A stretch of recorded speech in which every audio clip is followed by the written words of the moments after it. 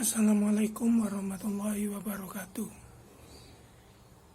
Di sini saya Elvin Karunia Firdausi dari kelas AS1 NIM S 2018-1012. Di sini saya akan mempresentasikan kompetensi peradilan tata usaha negara dan penyelesaian sengketa tata usaha negara.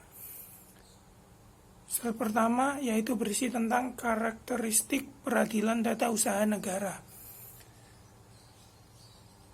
Poin pertama yaitu adanya tenggang waktu mengajukan gugatan. Seperti yang tertuang dalam pasal 55 Undang-Undang Peradilan Tata Usaha Negara, bahwa ketentuan pasal 5 UU PT-UN dimaksudkan sebagai ketentuan yang mengatur tenggang waktu pengajuan gugatan ke peradilan tata usaha negara. Ketentuan batas waktu tersebut menjadi penting dalam menghadirkan kepastian hukum terhadap proses beracara di peradilan.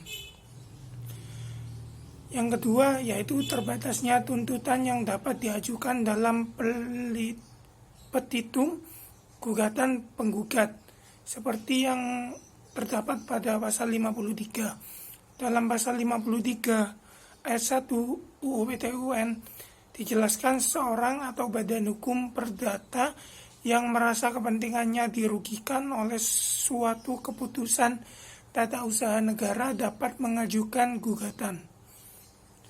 Yang ketiga, adanya proses dismisal atau rapat permusyawaratan oleh ketua pengadilan tata usaha negara. Yang ketiga, adanya proses yang D, dilakukan pemeriksaan persiapan sebelum diperiksa di persidangan yang terbuka untuk umum. Tersebut terdapat pada pasal 53. Yang kelima, peranan hakim tun yang aktif atau dominus litis untuk mencari kebenaran material. Tersebut terdapat pada pasal 63, 80, 85, 95, dan 103. Selanjutnya yaitu masih tetap karakteristik PT-UN, yaitu poin ke-6, kedudukan yang tidak seimbang antara penggugat dan tergugat. Oleh karenanya kompensasi perlu diberikan karena kedudukan penggugat diasumsikan dalam posisi yang lebih lemah dibandingkan dengan tergugat selaku pemegang kekuasaan.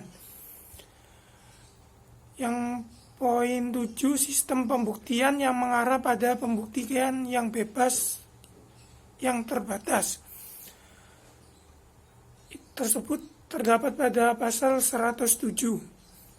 Yang ke-8, gugatan di pengadilan tidak mutlak menunda pelaksanaan keputusan tata usaha negara yang digugat.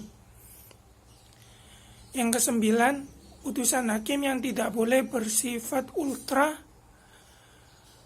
petita, yaitu melebihi apa yang dituntut dalam gugatan penggugat. Akan tetapi, dimungkinkan adanya reformatio in pellus atau membawa penggugat pada keadaan yang lebih buruk sepanjang diatur dalam perundang-undangan. Yang ke-10, putusan hakim tun yang bersifat erga omnes. Artinya, putusan tersebut tidak hanya berlaku bagi para pihak yang bersengketa, akan tetapi berlaku juga bagi pihak lainnya yang terkait. Poin 11 yaitu berlakunya asas audit alteram partem, yaitu para pihak yang terlibat dalam sengketa harus didengar penjelasannya sebelum hakim menjatuhkan putusan.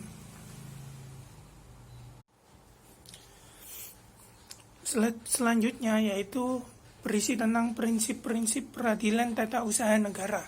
Prinsip-prinsip peradilan tata usaha negara ditampakkan oleh asas-asas yang menjadi landasan normatif operasional hukum di PT-UN.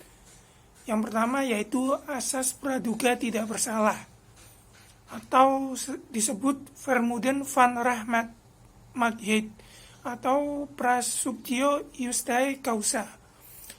yaitu asas ini mengandung pengertian bahwa setiap tindakan penguasa harus selalu dianggap benar atau rahmatik sampai ada keputusan yang membatalkannya. Dengan adanya asas ini, maka gugatan tata usaha negara tidak menunda pelaksanaan keputusan tata usaha negara yang digugat. Yang kedua yaitu asas pembuktian bebas atau Vrijbewich, yaitu asas yang menentukan bahwa hakimlah yang menetapkan beban pembuktian. Yang ketiga, asas keaktifan hakim atau dominus litis. Dengan adanya asas keaktifan hakim ini, maka kedudukan tergugat yang merupakan pejabat negara berhadapan dengan penggugat yang merupakan rakyat biasa. Diperlukan keseimbangan dengan menerapkan keaktifan hakim. Yang keempat yaitu asas putusan pengadilan mempunyai kekuatan hukum yang mengikat sebagai atau erga omnes. Meskipun substansi gugatan penggugat bersifat perdata, tetapi sengketa tata usaha negara adalah sengketa hukum publik. Karena itu, putusan pengadilan tata usaha negara harus berlaku umum bagi siapa saja, tidak hanya sebatas pada pihak-pihak yang bersengketa saja. Slide selanjutnya yaitu berisi tentang organisasi PT UN. Di sini dijelaskan bahwa peradilan tata usaha negara adalah salah satu pelaku kekuasaan kehakiman bagi rakyat pencari keadilan terhadap sengketa tata usaha negara. Kekuasaan peradilan tata usaha negara dilaksanakan oleh yang pertama, pengadilan tata usaha negara yang merupakan pengadilan tingkat pertama. Yang kedua, pengadilan tingkat tinggi usaha negara yang merupakan pengadilan tingkat banding. Pengadilan tata usaha negara memiliki tugas dan kewenangan memeriksa, memutus, dan menyelesaikan sengketa tata usaha negara di tingkat pertama. Adapun pengadilan tinggi tata usaha negara memiliki tugas dan kewenangan, yaitu memeriksa dan memutus sengketa tata usaha negara di tingkat banding. Yang kedua, memeriksa dan memutus di tingkat pertama, dan terakhir sengketa kewenangan mengadili antara pengadilan tata usaha negara di dalam daerah hukumnya. Dan yang ketiga, memeriksa, memutus, dan menyelesaikan di tingkat pertama sengketa tata usaha negara dalam hal suatu badan atau pejabat tata usaha negara diberi wewenang oleh atau berdasarkan peraturan perundang-undangan untuk menyelesaikan secara administrasi sengketa tata usaha negara tertentu. Selanjutnya yaitu kompetensi PT UN. Kompetensi PT UN dibagi dua, yaitu kompetensi relatif. Di sini kompetensi relatif suatu badan pengadilan ditentukan oleh batas daerah hukum yang menjadi kewenangannya. Suatu badan pengadilan dinyatakan berwenang untuk memeriksa suatu sengketa apabila salah satu pihak sedang bersengketa, penggugat atau tergugat berkediaman di salah satu daerah hukum yang menjadi wilayah hukum di pengadilan itu. Untuk pengadilan tata usaha negara, kompetensi relatifnya diatur dalam pasal 6 Undang-Undang Nomor 5 Tahun 1986 tentang peradilan tata usaha negara sebagaimana telah diubah dengan UU Nomor 9 Tahun 2004 dan UU Nomor 51 Tahun 2009 menyatakan satu pengadilan tata usaha negara berkedudukan di ibu kota, kabupaten, atau kota, dan daerah hukumnya meliputi wilayah kabupaten atau kota. Yang kedua, pengadilan tata usaha negara berkedudukan di ibu kota, provinsi, dan daerah hukumnya meliputi seluruh wilayah provinsi tersebut. Yang kedua yaitu kompetensi absolut. kompetensi absolut Pengadilan Tata Usaha Negara diatur dalam pasal 1 angka 10 UU nomor 51 tahun 2009 tentang perubahan kedua UU nomor 5 tahun 1986 tentang Peradilan Tata Usaha Negara yang menyebutkan sengketa tata usaha negara adalah sengketa yang timbul dalam bidang tata usaha negara antara orang atau badan hukum perdata dengan badan atau pejabat tata usaha negara, baik di pusat maupun di daerah, sebagai akibat dikeluarkannya keputusan tata usaha negara, termasuk sengketa kepegawaian berdasarkan peraturan perundang-undangan yang berlaku. Poin selanjutnya atau slide selanjutnya yaitu berisi tentang alasan menggugat. Berdasarkan ketentuan pasal 55 ayat 2, dasar pengujian oleh pengadilan terhadap keputusan tata usaha negara atau disebut KTUN yang digugat adalah A. KTUN digugat bertentangan dengan peraturan perundang-undangan yang bersifat prosedural atau formal. Yang kedua, bertentangan dengan ketentuan dalam peraturan perundang-undangan yang bersifat material atau substansional. Yang ketiga, dikeluarkan oleh badan atau pejabat tata usaha negara yang tidak berwenang. Badan atau pejabat tata usaha negara pada waktu mengeluarkan keputusan sebagaimana dimaksud telah menggunakan wewenangnya untuk tujuan lain dari maksud diberikannya wewenang tersebut.